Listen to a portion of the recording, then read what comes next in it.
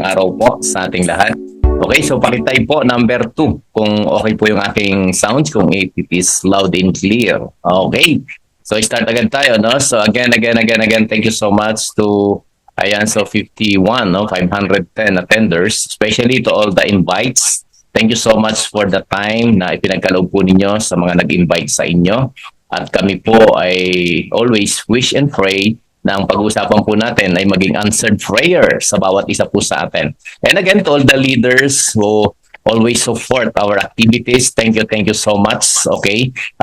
Kung di po dahil sa inyo, marahil hindi naman magiging successful ang bawat activities po na meron tayo. So again, thank you so much, okay, to Chairman Marvin Baro for the opportunity, and of course, to sa ating Diyos, no, kay Lord, na nagbibigay po ng pagkakataon sa bawat isa sa atin, at especially na magkasama-sama po tayo. Okay?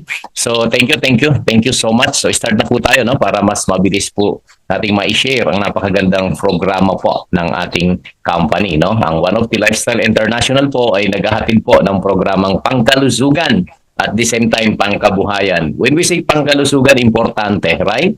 Kasi unang-una, health is wealth. Okay? So, by the way, the next thing is yung problema sa bulsa, no? So, yun ang may isusolve ng ating pangkabuhayan. At wala akong exemption sa sakit sa bulsa, no? Some of us and all of us may be possible ay talagang may problem pagdating po sa... So, ang maganda po, no? Ang programa po ay talaga pong ina-address ang ating sinasabing kakulangan, okay? Sa income. So, by the way, ito po ay napakagandang pag-usapan din kasi very effective yung product. So, kung gagawin po natin yung business side o extra income, pwedeng part-time, full-time. Ang good news, no hard selling. By the way, no, it's always a sharing of blessing, sharing of testimony. So, nakakatulong ka na, kumikita ka pa. Okay? At alam naman natin, no, sa principles ng, principles ng, sabihin natin, sa paggawa ng kabutihan, kapag nag-iisip ka ng maganda sa kapwa mo at ang willingness mo ay makatulong, si Lord, nandyan lang naman yan. Ibabalik po yan, siksig-liklig at umaapaw. Okay. So, we are so excited, no, to share yung kung ating itong blessing na to. Kasi unang-una, ito po yung naging answered prayer sa aming pamilya. So, by the way, wala akong exemption. Sabi ko nga, sa hirap ng buhay, no. Kami po ay nakaranas din ng sobrang hirap sa buhay. Ang maganda po, no, since si Lord naman ay buhay at talaga pong humingi lang tayo sa Kanya at talaga naman pong ibibigay. So, by the way, sige, share ko po ng konti sa inyo po yung buhay namin before, no? Mabilis lang naman. So, by the way, ako po ay isang engineer, no? Nakita niyo naman dyan, Engineer Tony and Mary Ann San Diego, no? The Coffal Power. So, engineer po by profession. So, more than 14 years nag-practice as engineer. Kaya lang at the end of the day, nag-decide na maging full-time na negosyante. So, reason why, marahil sabihin na lang natin yung reality. Huwag na natin itago, no? So, just reveal the reality. Just to give insight yung ano po yung buhay ng isang empleyado. At sa mga kapwa ko empleyado, okay, nasa loob ngayon, no? Gusto ko lang po ipakita rin sa inyo na if may pagkakataon, libreng oras, bakanting oras, we will try po na i-maximize, okay? Baka ma-convert natin sa extra income, no? So, nasasabi ko po na medyo mahirap po ang buhay namin dati kasi unang-una, okay? So, hindi po tayo negosyante. Tayo po ay empleyado. So, kwento ko lang ha, way back 2006, that was 18 years ago. Okay, ako po ay empleyado bilang isang engineer. So, umi-income naman ng 24,000 before medyo maganda pa ito at malaki pa. Kaya lang, siyempre empleyado may mga deduction yan, okay? Especially yung loan. So, by the way, sige, tabihin ko na po yung totoo. Nakakapag-uwi po ako ng 8,000. Maybe possible, no? 8,000 kung binata, dalaga, marahil possible kasi ang pagkasyahin. Tama po. Kaya lang, ito po yung time kasi na mayroon tayong pamilya, no? May anak na rin tayo. Mga na, kasi marami na po, no? So, ang problema po sa mga empleyado, no? Once na tayo po ay nakatanggap ng sahod, no? Kaya nga alam nyo po, no? Ako po ay natuto at minsan natatawa na lang din, no? 14 years, no? 14 years kung hindi man lang napag-isipan, no? Dahil palang tinatanggap ko every time na ako sa sahod, ang pangalan po nung natatanggap kong papel ay payslip. Na hindi ko man lang nakita yung meaning. Yung palang meaning po pala nun, pagkaka-pay, umi-sleep, no? Alam niyo yun, na pagkatanggap mo, maybe possible one day, 2 days, 3 days, wala na. That's the big problem ng isang empleyado. So ako po ganun din, after na matanggap ko yung 8,000, ipiprepared ko po dyan yung pamasahe ko for the next 15 days. So siyempre, mathematics lang naman yan, ang per day ko ay 100, so 1,500, no? So pagkain ko, then i-save namin yung bayad sa bahay kasi locus housing eh.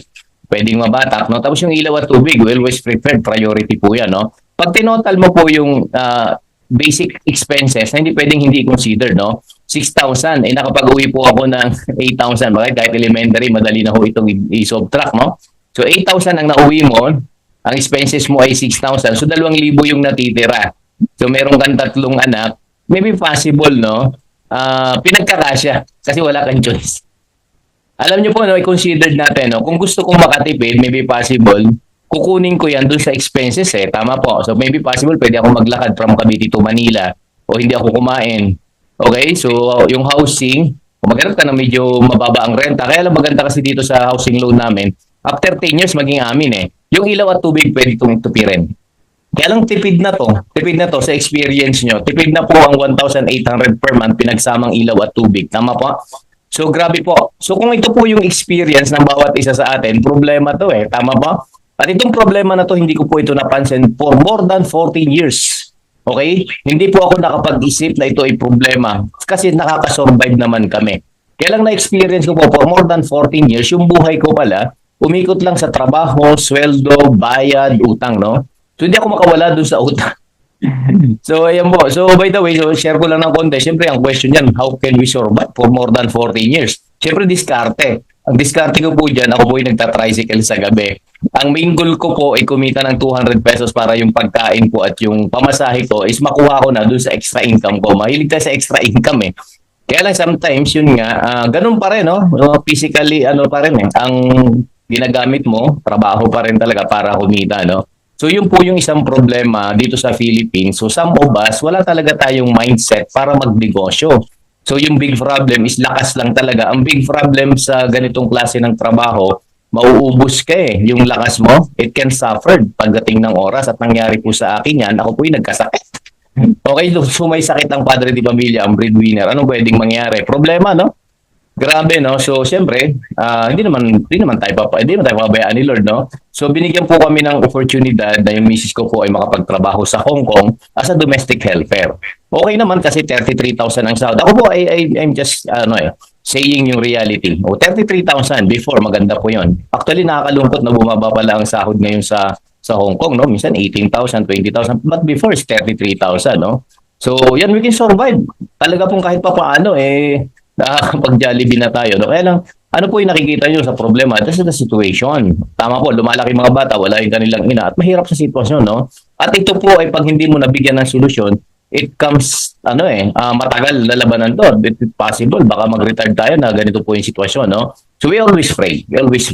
Na kung may, sabi nga namin na prayer namin ng misis ko, no? Kung may pagkakataon sa Philippines, nakikitain namin, okay? Yung kinikita ng misis ko sa Hong Kong, no doubt, we can grab it. Kasi bakit? Yun yung goal namin eh. At alam niyo po, buhay si Lord eh. Buhay si Lord, maniwala po kayo. That was 2006, na-invite po kami sa sistema. Hindi ko naintindihan eh. Hindi ko naintindihan yung presentation. Okay? Pero, na-inspired ako. Kasi, may mga nagkukwento doon na, so, ayoko pong i-compare yung ano, no? Ang sa akin lang, sige, raminin ko na po sa inyo yung totoo, no? Nagkaroon ako ng confident eh. Kasi bakit? Yung mga nagkikwento, sipin mo dyan ito, tricycle driver, electrician, ano ba yung tawag doon? Yung kumakatok, yung technician. Tapos may, alam niyo po yung tapos ang sabi ko, totoo ba to? Pero sabi ko, hindi naman i-allowed ng company to na mag-share kung hindi totoo eh. So nandun pa rin yung positive ko, no? Ako po kasi yung isang klase na hindi naman ako nagne-negative sa lahat ng bagay kasi para sa akin, okay? Lahat po yan talagang no? So nakita ko na inspired ako. Alam niyo po, hindi ko naintindihan yung presentation pero since na-inspired ako at ang sabi ko, answered prayer kami. Kasi bakit? Kung kumikita sila ng 100,000 pataas, ang main goal ko po? Kumita ng 33,000 na para yung kinikita ng misis ko sa Hong Kong, kitain namin sa Philippines. Sabi ko, wala akong pakialam sa pagyaman-yaman, sa kotse bahay. Ang main concern ko is mabuo yung family. Kaya sabi ko po, grabe, aralin ko to. Okay, so sumali po ako, di ko alam. Basta sabi, maganda yung product. Para sa akin, since na-build naman yung confident ko, talaga nung uminom ako ng product, maganda talaga ang result, no? So, ibig sabihin, ako po yung, kapag nandun ka sa sitwasyon kasi na alam nyo po yun, may problem ka, naghahanap ka ng solusyon, magiging positibo yung nakikita mo sa bawat opportunity. At syempre, ang advantage kasi namin, we are a Christian, kasi unang-una, sabi ko nga lagi sa principles ko, hindi i-allowed ng Panginoon na mangyaring isang bagay kung walang magandang purpose. So, lagi tayo nandun sa positive side. Kahit pa sabihin mo mag-fail ka, maybe possible yung learning behind doon sa failure is okay, to become success pa rin ang purpose ng Diyos eh. At naniniwala ako, wala namang failure eh. Okay, it's up to us kung gusto nating mag-fail. Huwag nating i-consider, no hard work, no commitment, wala talaga. Eh talagang mag-fail tayo. Pero kung gusto natin yung isang bagay at may nakagawa na, walang dahilan ba't di natin magawa? Aralin na lang natin at paano nila ginawa. So yung principles behind sa success and the opportunity, okay, grinab ko po yon. Hindi lang po grinab ko yung opportunity, grinab ko rin po yung sacrifices, yung alam niyo na po, discouragement, rejection, kasama po yun sa grinab ko. So inaralan po namin mabuti. So for more than 18 years, nasa industry po tayo. At nakaranas po tayo ng, sabi na lang natin, no? Magandang buhay dahil po dito sa sistema ng ganong klase ng negosyo. At yun po yung isi-share ko sa inyo. Okay? So before I start, okay lang. Being a Christian, syempre, kailangan mayroon tayong pinanghahawakan. Okay? Na salita ng Diyos na magbibuild sa atin ng confidence. Kasi everyday, alam niyo po, ang daming problemang nangyayari sa buhay. Tama? There's a lot of struggle, experiences, setback, a lot. Pero kung meron kang pinanghahawakan, okay, at you are confident, okay, sa sarili mo na you overcome them. Actually po, meron. Ako po, ito yung hinagamit ko lagi is yung Jeremiah 29 verse 11 kasi ito yung nag-build ng confidence sa amin. Basahin ko lang ha before I start do sa proper presentation. Ano po yung sabi rito? For I know the plans I have for you, declares the Lord, plans to prosper you and not to harm you, plans to give you hope in the future. Okay? There's three words, no? Three words I just want to, bigyan ko lang ng konting idea. The word first is hope, pag-asa.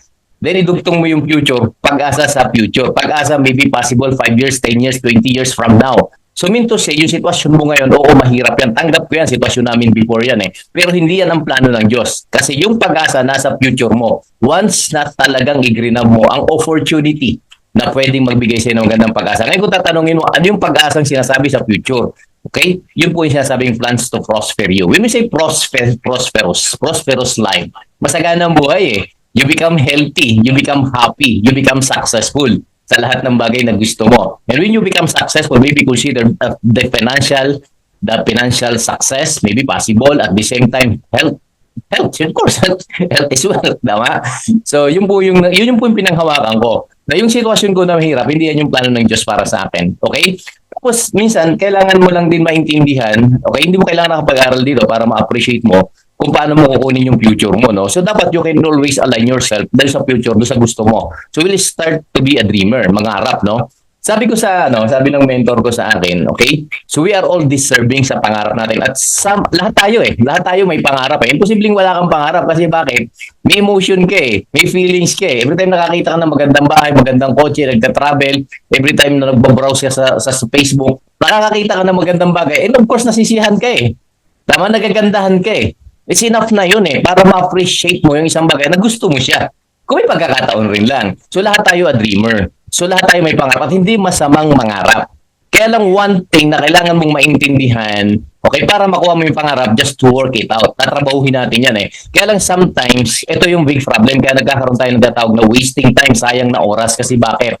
Sabi sa akin ng mentor ko, you deserving to your dreams, engineer. So ang pangarap ko, simple lang naman, magkaroon ng maganda at maayos na bahay. So sasakyan, possible na, alam niyo yung pagkukumit, nakakapagod rin eh, tama?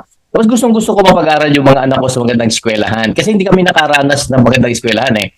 I'm graduate from TIP, no, sa Quiapo, Mrs. ko, PSBA sa Recto, no? So di namin naranasan yung mga Dasal, UST, Ateneo, wala yan. Hindi makapasok na, hindi ka nakapasok yan. Pero siyempre, as a student, we are dreaming. So sa prestige school, of course, kung may pagkakataon, isang beses lang tayo mag-aaral, hindi mo pwedeng paulit-ulit eh. So yun yung pangarap namin. Kaya sabi ng mentor ko, simple lang yan, engineer. Deserving ka sa pangarap mo, mabait ka naman, ikaw nakakakilala sa sarili mo eh. Like all of us na dito ngayon, no? So sa 58 attenders natin, lahat tayo deserving, right? Kasi unang-una, alam mo natin na mabuti tayong tao, o willing to sacrifice para sa family. Kaya lang may big question, kung deserving tayo lahat sa pangarap, mayroon daw question si Lord sa atin. Ito raw yung question ni Lord sa atin eh. Before na ibibigay niya yung pangarap niya sa atin. Sabi niya sa atin, like example, I will use some name, no? O si Ma'am Eva, no? Eva De Costo. Sabi niya, Ma'am Eva, ganito, no? Deserving ka sa pangarap mo, kaya lang sabi sa'yo ni Lord, eto. Okay, so ibibigay ko sa'yo yung pangarap mo, kaya lang may big question. Big question daw, malaking question, sabi ni Lord eh. Saan ko ipadadaan? So simple yung tanong, pero minsan hindi natin ma-appreciate. Hindi natin makita yung sense, no? So, pero kung mapansin po niyo, simple yung tanong ni Lord deserving ka sa pangarap mo, so willing si Lord ibigay sa'yo. Kaya lang ang question is, ang tanong ni Lord is saan ko ipadadaan? Hindi naman pwedeng sa LBC marahil, no? JND marahil, carrier, no? So ang sway ang sense kasi doon simple lang. Ako po masipag matyaga. Ako nakakilala sarili ko anak ako ng karpentero labandera, panganay sa 5 magkakapatid, laking squatter. Ibig sabihin talagang sipag at sipag 14 anyos nasa construction na ako. So anong point ko, yung sipag at tiyaga ko, okay, enough yun para maging successful ako. Kaya lang ang point ng tanong ni Lord, saan ko ipaladaan yung pangarap mo? O isipin po ninyo, for 14 years, 2,000 ang natitira sa sahod ko, nangangarap ako ng kotse, marahil hindi mo kailangan maging matalino. Marahil kung tatanungin kita kung makukuha ko yung kotse sa 2,000 natitira sa sahod ko, malaking no ang sagot, no? Paano yung bahay, pagpapaaral sa sarili ko, ay sa mga anak ko, malaking no Tama po. Kasi yung ginagawa ko is not enough para maging source dun sa pangarap ko. So what we need to do is to align yung sarili mo dun sa pangarap mo. Yun po yung naintindihan ko. Okay, so parang may regret sa akin kasi at the age of 33, saka ako nakita yung reality na kung may pangarap ka, i-align mo yung sarili mo sa pangarap mo. At kung ako'y mananatiling empleyado, marahil sad to say, na ako po ay magre-retired na mahirap, broke. Kasi bakit? Hindi ko na i-align yung sipag ko, yung galing ko, yung talino ko, yung lahat ng meron akong talento dun sa pangarap na gusto ko. So way back 2006, nung nakita ko yung opportunity na ganito, sabi ko, grabe, ilalagay ko yung kung ano meron ako kasi alam ko sa sarili ko na kaya kong sabihin kay Lord na pwede nyo na po, Lord, ipadaan dito. Dito sa ginagawa ko yung mga pangarap ko at hindi po ako nagkamali. So, nasagot ko lang po yung tanong ni Lord. Kaya ako po ang tanong ko lahat sa inyo. Kung medyo may doubt pa kayo, kayo po nakakakilala sa sarili nyo, yung pangarap po ninyo saan ipadadaan. And just reflect kung ano yung ginagawa natin. Okay, so kayo nakakaalam magkano yung savings, magkano yung income, magkano yung expenses. O kung walang natitira at yun ang nagpapautang pa tayo, bakit tayo mangangarap? So this is the reason why yung opportunity comes, dumarating talaga siya. Kasi lahat tayo binibigyan ng pagkakataon ni Lord na mangarap. Nakuha niyo po. So 2006 we start the business, katulad ka po nung kinikwento ko sa inyo. Nung nakita po namin yung negosyo, na-invite lang din kami kasi wala namang ibang way kung hindi imbitahin. So napaupo, since naghahanap kami ng extra income, open-minded kami. At syempre, at the end of the day, naghahanap ako, okay, tinitingnan ko kung ano yung possibility. So sabi ko nga po sa inyo, hindi ko masyadong naintindihan, pero na-excite ako. Swerte mo kung naintindihan mo yung paliwanag ko. Pero na-excite ako sa negosyo kasi sabi ko, kung nagawa nung nagsasalita na kumita ng malaki yumaman, walang dahilan ba't di ko magawa. Parang something na yun ang magbigay sa akin ng excitement level. Kasi yung pag-aaral madali lang Nung ginusto ko bang mag-engineer, marunong na ba ako? Di ba hindi naman? Nag-decide lang ako na gusto ko mag-engineer. So ang ginawa ko, nag-enroll ako sa first year. Nung first year ako, di ko pa nga alam pa anong pupuntahan nito tama? So nag-uumpisa po yan dun sa decision na gusto mo. Kami, nagustuhan agad namin. So ang ginawa na lang namin, inaral na lang namin hanggang sa naintindihan namin, maganda pala.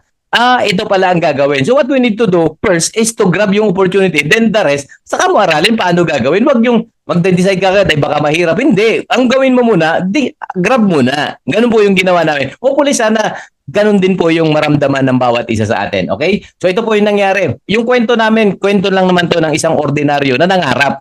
Kasi kung walang pangarap, hindi naman talaga magkakaroon ng pagbago ang buhay. Tama po. So talagang punong-puno pa rin ang problema. OFW, hirap sa buhay, pero nangarap So nag-start po kami magnegosyo. Sabi ko nga po rito, nag-decision po kaming gawin ang negosyo. Wala naman pong mawawala. Dati na po kaming wala. Ang ganda ng prinsipyo, reflection lang, bakit mo siya gagawin? At anong mawawala sa'yo? Mag-fail ka man. Saan ka babalik? Sa pagiging mahirap pa rin mahirap ka na dati what if nag-sacrifice tayong aralin? So malaki ang tendency na magkaroon talaga ng pagbabago. Hindi man natin makuha yung the same result ng mga mas malaki ang kinita, pero may pagbabago dun sa dating sitwasyon natin. Yun yung importante. Actually, yung matuto ka lang about health, maliwanag po na laking tulong na yan sa family natin. Okay? So ito po yung nangyari. So by the way, first, before anything else, ito po yung result ko nung kami empleyado at OFW mag-asawa. Ito po yung bahay namin, 4 meters yung harap, tapos talikod nito is 10, so 40 square meter. So 3 yung anak ko, so hirap din, mga bata pa naman, pero kahit pa paano siksika na, hindi na sila makapaglaro, kasi talagang ang liit ng bahay, no? So sabi ko, okay na rin, at hindi ka nangungupahan pag nabayaran mo na after 10 years, tama mo? So 2006, we start the business. First 4 months, part-time ako, sacrifice, training sa gabi. Talagang sacrifice. Gusto kong aralin. Hindi kasi ako naniniwala sa isang bagay na makukuha mo na wala kang sakripisyo. Hindi po ako magiging engineer kung di ako nag-aral ng 5 taon na sakripisyong mag-solve ng ang kakapal ng libro pinagbabasa namin ba. So may sacrifices para makuha mo yung main goal mo. So inaral ko talaga siya. Pangalawa, ayoko po kasing mapahiya. Yung kasi yung prinsipyo ko sa buhay, kung ako ay magkikwento at tanungin ako, dapat may isasagot ako. Alam niyo po yung may fear ako na kapag tinanong ako, hindi ko masagot. Kaya binigyan ko talaga siya ng time mag-research, mag-aral. Talagang nagtitake note ako hanggang sa talagang natutunan ko yung negosyo at yung produkto. So nung ready na ako, talagang wala na magawa. Kumbaga, ready to ready to face yung mga circumstances. Kaya ko lang sagutin yung tanong nila kasi bakit? Ako yung may alam eh. Sila nagtatanong lang naman sa kanila, di ba? Kailangan ko lang masagot. Yun po yun. So inaral ko siyang mabuti. First 4 months habang nag-aaral ako, invite pa rin ng invite kami ng invite sa mga libreng oras. Okay, invite. Kumikita na kami habang nag-aaral pa lang. Tapos napansin ko, after 4 months, parang yung kinikita ko monthly, the same na sa kinikita ko doon sa pagiging engineer ko. Tapos eksakto nun, mag-finish project kami nun sa RCBC. Sabi ko, what if, mag-ano muna ako, parang hindi naman magre-resign, hindi muna ako kukuha ng project. Gusto ko muna i-full time. Yun ang nangyari.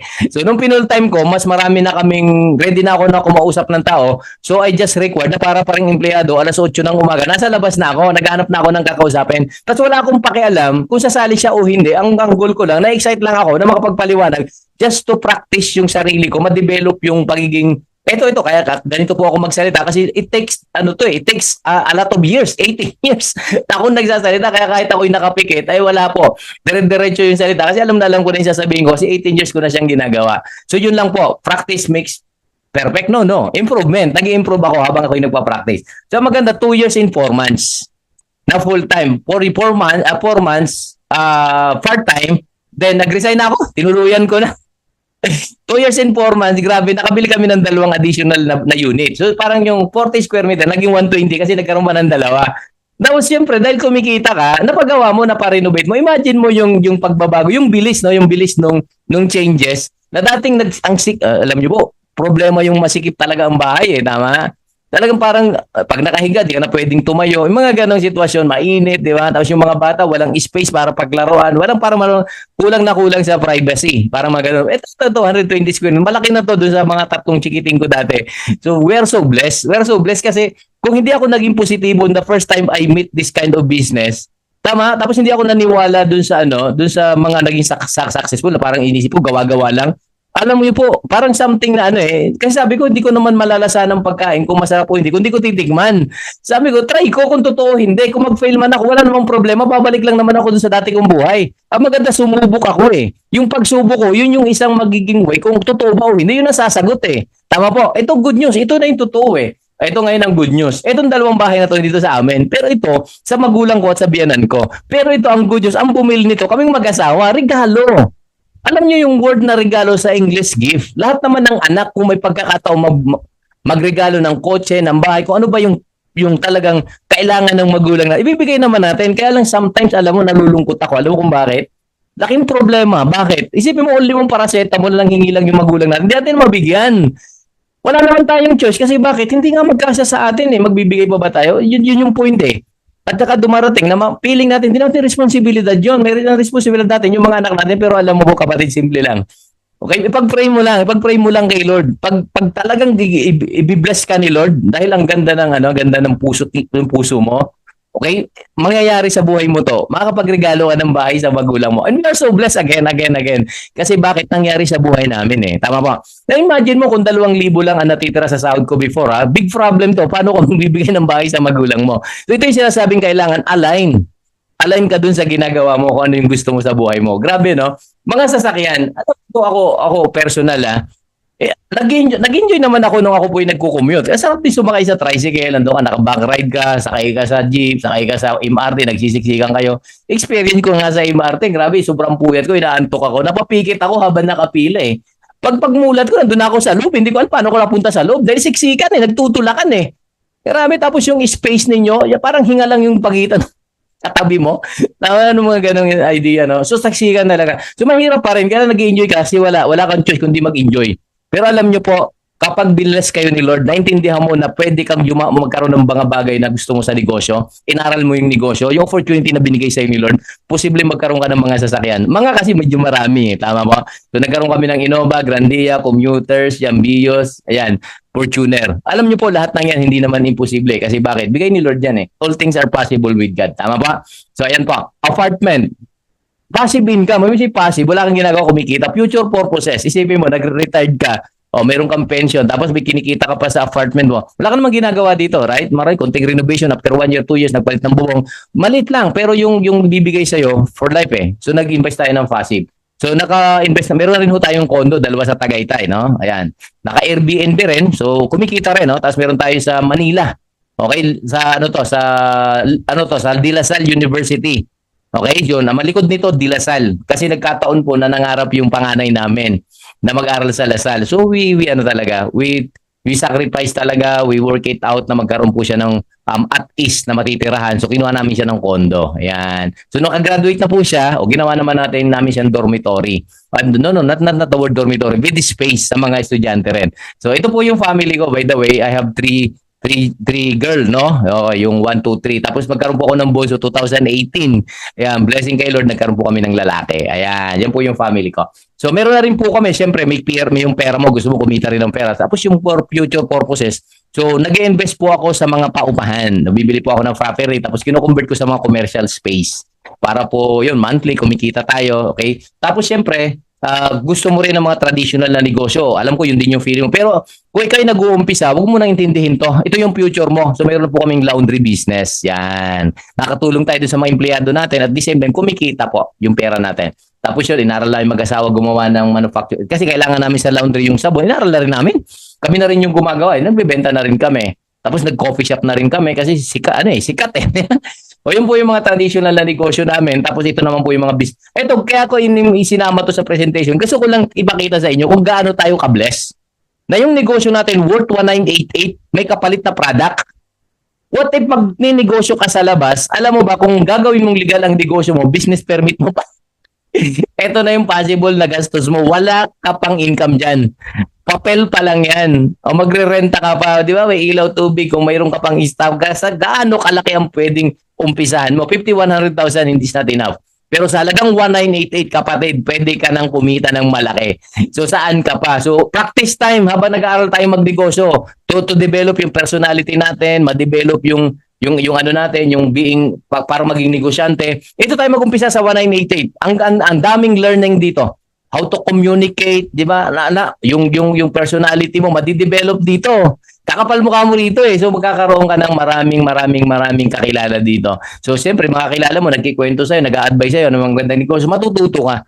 So yung environment mo magbabago. Yun po yung isa sa mga gustuhan ko sa sistema na to. Isipin mo, di tayo magkakilala pero through Zoom, nagbibigayan tayo ng idea. Yun po yung maganda sa negosyo na to. Okay? Yun po yun. Okay? So siyempre, lahat naman ng bagay, kaya ka magtutuloy kasi meron ka malalim na dahilan. Katulad po namin mag-asawa, ano po ba yung dahilan namin? Unang-una, gusto namin mabuo yung family. Pangalawa, meron kaming mga anak. Wala namang magulang marahil na hindi nangarap na mabigyan ng magandang buhay yung mga anak nila. Tama? Kasi bakit ka mag-aanak kung hindi mo yung responsibility kasi pwedeng maging magandang di ba? Pero sometimes wag nating tanggapin na hindi natin kayang ibigay yung pinakamagandang pwede nating ibigay. Kasi minsan lang minsan lang dumating sa opportunity na maibigay natin yung pangarap ng mga mahal natin sa buhay. Okay? So yun po yun. Yung lalim ng dahilan. Yun po yung magpapabangon sa'yo everyday. Okay? So ako po, ang dahilan ko, ang deepest why ko is yung my family ko. Okay? So kaya po grabe po yung galing po yung gigil na talagang gawin tong negosyo na to. So we are provider kasi mga father di pamilya kami mag-asawa. So provider kami ng pangailangan ng mga anak namin. Kasi siyempre, sino magpo-provide yan? Di naman pwedeng yung kapitbahay. Di naman pwedeng magulang namin, di ba? Di naman pwedeng kapatid ko, may sariling pamilya yon. Di naman pwedeng gobyerno. Isa sila asa, 'di ba sa amin? O kaya lang may level eh. Nag-upgrade kasi yung basic yung needs eh, tama? O sa mga bata, anong basic needs? Gatas, pampers, 'di ba? O pagkain, 'di ba? Hindi pa masyado magastos pero magastos na rin ang gatas ngayon kung medyo mapili ka. Naku po, ang mahal ng gatas ngayon. So needs 'yun, 'di ba? Kaya lang lalaki sila, right? Pag lumaki sila, matututo silang mangarap. Hindi masamang mangarap lalo na kung bata, tama? Paano kung nangarap na gusto na maging doktor, maging nurse, maging engineer, maging architect, maging seaman? O, 4 years yun, 5 years yun. O, paano yung pan-tuition? Paano yung pamasahe? Paano yung pambiling project? Paano yung uniforme? O, ay kung yun ng basic needs, hindi may provide, hirap tayong i-provide. Eh, paano na yung pangarap? Give up na lang ba natin? Na, tigil na. Hindi pwede. Eh, ask mo kay Lord hanggang sa maging open mind ka sa opportunity. Ito po yung nakita namin eh. Kung bakit engineer ako, kung tatanungin mo, bakit ako nasa sistema? Because may pangarap ako. Hindi para sa akin eh. Sa mga mahal ko sa buhay. Especially yung mga anak ko. Paano ko ipoprovide kung hindi 2,000? Paano ko provide yung 2,000 sa... Isipin naman ninyo, hindi mo kailangan maging engineer para maging magaling sa mathematics. 2,000 natitira, kinsenas katapusan. O ito, bahay, kotse. Paano mabili? Paano pag-aaral sa Lasal? So, kailangan mo ng additional resources. Ang maganda, kung negosyo, unlimited. O kaya nga sinishare ko sa inyo eh. Gigil na gigil nga ako mag-share eh. Bakit? Eh talaga makakatulong eh. Okay? O, etong last level ng responsibility natin, tulungan yung mga kapwa natin na mangyari din sa buhay nila yung nangyari sa atin. At mangyayari lang yan kung talagang naging successful tayo. Nakuha niyo po? O, ibig sabihin, kaya malakas ang loob ko na mag-share sa inyo ng nangyari sa amin kasi nangyari sa amin eh. Kaya ko kayong i-guide eh. Kung gusto nyo talagang gawin to, eh, kaya ko tulungan hanggang dulo kasi makuha nyo yung pangarap nyo kasi nagawa namin eh. At ginagawa namin. So, sasabay lang kayo. Nakuha nyo po. So, ibig sabihin, grabe po. So, ito, introduce ko sa inyo yung aking baby boy, no? Si Prince Anton San Diego, 7 years old, 2018 to pinanganak, before pandemic. Grabe po. 40s na si Mrs. nung ipinanganak to eh. So, medyo habol na lang ito. Yung sinundan ito, 12 years old. Grabe, medyo may hirap na rin. Okay, pero we are so blessed kasi blessed eh, tama? Pero siyempre, ito, hindi pa naka-prepare yung future nito. Yung naunang tatlo, prepare na yon kasi workout na namin yun before. So, sabihin, prepare na. Pero ito, hindi pa. Ako po ay may edad na rin. Na rin ako, 35 na rin ako eh. So, siyempre, may edad ka na, 35, di ba? Ito, 7 to. Huwag ka nang kumontra, mamimili kung nandyan ka pa. 35 lang talaga ako. So, kasi ang edad ko po, nagpababa na. Nung dumating po ako ng 40, kada edad ko, bumababa na po ako. So, 40, pag birthday ko, 39. No? Pag birthday ko ulit, 38. Na yun yung gusto kong kalendaryo eh. Wala kang magagawa. Balik tayo sa baby ko. So, ito si Prince Anton, hindi pa na-provide yung future nito. At ayoko naman, na habang nagka-college yun, nagtatrabaho ko para magkapag-provide ako ng pantuition. Kung may pagkakataon, ngayong grade 1 pa lang siya, at kung bibigyan ng pagkakataon, at ibibless ni Lord, lagi naman si Lord na magbibigay sa atin ng tamang opportunity, ang gusto ko, pagdating niya ng grade 6, o sabihin natin 5 years, pagdating niya ng 12, provide ko na-save ko na. Maybe possible na invest ko na o nasa bangko na. Yung gagamitin niya sa pagka-college niya. Hanggang doon lang naman yung natin, responsibility. Kasi pagdating niya ng 2021, pagdating college, magtatrabaho na yan, they make their own life na eh. Bahala na sila sa buhay nila eh, na-provide mo na eh. So ayoko pong isabay kasi baka, siyempre nagkakaedad na kami mag-asawa eh, di ba? So ayaw namin na habang nagka-college to, tinatrabaho pa namin. So kaya kami nag-overtime ngayon kasi gusto namin, pagdating nito ng 12, provided na yung lahat ng gagastusin niya. Yung po yun. Kaya, inspirasyon namin itong bata. Kaya nga sabi ko nga, yung deepest why namin, yung family. Yung family namin. Ganun din naman eh. Lilipas din ang maghapon, may ginagawa ka at wala kang ginagawa. Doon ka na lang sa may ginagawa. Tama po ba yun? Mas maganda pa rin. So isipin po ninyo, itong klase na to, kaya ko na-appreciate to ha. Pag ulit-ulitan man tayo, isilang man ako ulit, hahanapin ko ang networking, hahanapin ko multi-level marketing. Kasi, hindi po talaga natin maiaalis ang benepisyo na kaming mag-asawa nagtatrabaho, etong bata na to kumikita.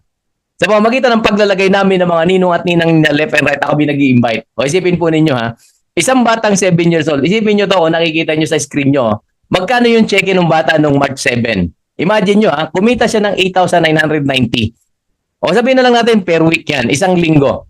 Yung 8,990, maybe possible hindi pa yan sapat eh, para ipang tuition isang SEM. Pero kung maiipon ito, pagdating niya ng kolehiyo, malamang prepared na. Huwag ko lang gagastusin itong savings niya. Tama? Itong income niya. At ba't ko gagastusin? Kaya kami nagtatrabaho para sa kanya eh. Tama po? March 7 yan. Pag dinagdagan mo pa yan, katulad nito, naging March 21, after 2 weeks, kumita siya ng 13,400. Ako niyo po. 9,000 plus 13,400 was 22,000. Hindi pa rin sapat para sa mga pang-tuition. Pero kalahating SIM, kung ang tuition ay 50,000, meron na akong pangkalahating SEM. May ganun ba kalahating SEM, no? Di ba? Nakuha nyo po, pambili niya ng gamit, di ba? Uniform, di ba? Libro, meron na eh. Ang maganda, kung March 21 yan, a week lang ang nakaripas, kumita siya 14,000. Pag pinagsama-sama mo yon 14, 13, 27 plus 9, 36, malapit na sa 50,000 sa isang SEM. Di sige, natin, gawin natin isang SEM. Ano to? April 4, o 15,000. O yung apat na check-in na yon, pang isang sem na niya yun kasi more than 50,000 na yun eh. Pero grade 1 pa lang siya eh. Magka-college siya kailan ba? After 10 years. That is 2035. Pero ngayon pa lang, piniprepare na natin. Yun yung negosyo na gusto kong i-share sa inyo. Hindi lang talaga ito para sa sarili natin. Yung alam nyo, just to survive, pang everyday. Akala nyo ganun lang to negosyo. Hindi. Tama yung future, yung family future natin nandito. Isipin mo to, April 11, 20. Kapatid, wake up, wake up, wake up. Kung ikaw ay leader na nagtutulog-tulugan pa, wake up, please. 28,000 per week, 7 years old. Imagine mo lang. Ang 28,000 is a bank manager, supervisor sa malaking company. Pero yung pangalan na to, 7 years old. Tama, nag-i-enjoy kami sa ginagawa namin. Hindi ka walang stress dito. Nagtuto ka lang eh. Nag-share ka lang ng blessing. Isipin mo, 16.5. Siyempre, hindi mo naman kontrol yan. Hindi naman tayo fix eh. 16.5, April 16. April 25. Isang linggo yung lumipas. 16,000 ulit. May 2, 28,000 ulit. May 9. Grabe, no? Ito, may last week to, May 16. May 16,000 pa rin. Last week, meron ulit. Di ko lang nalagay kasi busy.